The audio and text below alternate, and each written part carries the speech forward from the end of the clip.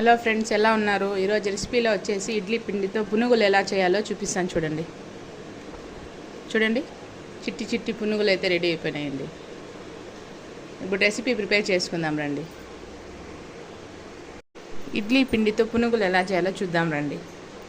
ఇడ్లీ పిండి అయితే 2 కప్స్ తీసుకున్నానండి. ఆ తర్వాత సన్నరవ్వ 2 స్పూన్స్ వేసుకోవాలండి.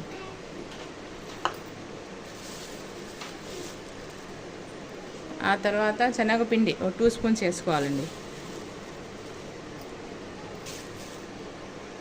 1 స్పూన్ సాల్ట్ వేసుకోవాలండి. వంట సోడా కొంచెం వేసుకోవాలండి.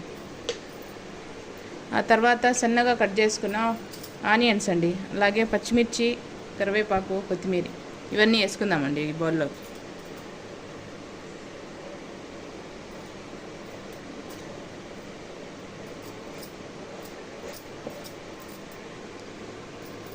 ఇప్పుడు దీన్నంతా కలుపుకుందామండి.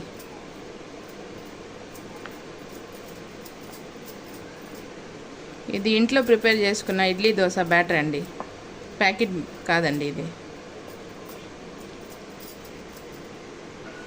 పిండి మొత్తం ఇలా బాగా కలిసేలా కలుపుకోవాలండి. నాకైతే వాటర్ అవసరం లేదండి, కరెక్ట్గా సరిపోయింది. కావాలంటే వేసుకోవచ్చండి. కన్సిస్టెన్సీ ఇలా ఉండాలండి. చూడండి, పిండి అయితే రెడీ అయిపోయిందండి. ఇప్పుడు పునుగులు చేసుకుందాం రండి. ఇప్పుడు స్టవ్ మీద ప్యాన్ పెట్టుకొని ఆయిల్ వేసుకొని హీట్ చేసుకోవాలండి. హీట్ అయిన తర్వాత చిన్న చిన్న పునుగుల్లాగా వేసుకోవాలండి ఈ పిండితో.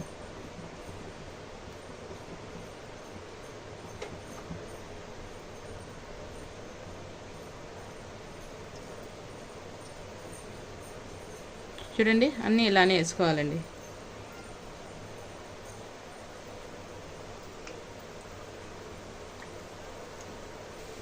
చూడండి, ఒకదాని తర్వాత ఒకటి అన్నీ ఇలానే వేసుకోవాలండి.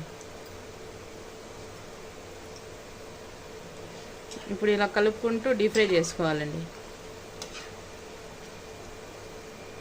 చూడండి, ఒక పక్క అయితే డీప్ ఫ్రై అయినాయండి, ఇంకో పక్కకి తిప్పుకోవాలండి. ఇలా తిప్పుకొని డీప్ ఫ్రై చేసుకోవాలండి. చూడండి, డీప్ ఫ్రై అయిపోయినాయి. ఇప్పుడు తీసుకుందామండి ప్లేట్లోకి. చూడండి ఫ్రెండ్స్, అన్నీ ఇలానే చేసుకోవాలండి పిండి అంతా.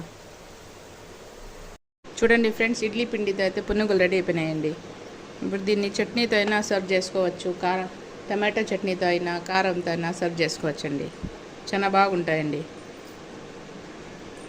అంతేనండి, చిట్టి చిట్టి పునుగులు అయితే రెడీ అయిపోయినాయి. చూడండి ఎంత క్రిస్పీగా ఉన్నాయి, సాఫ్ట్గా. చూడండి,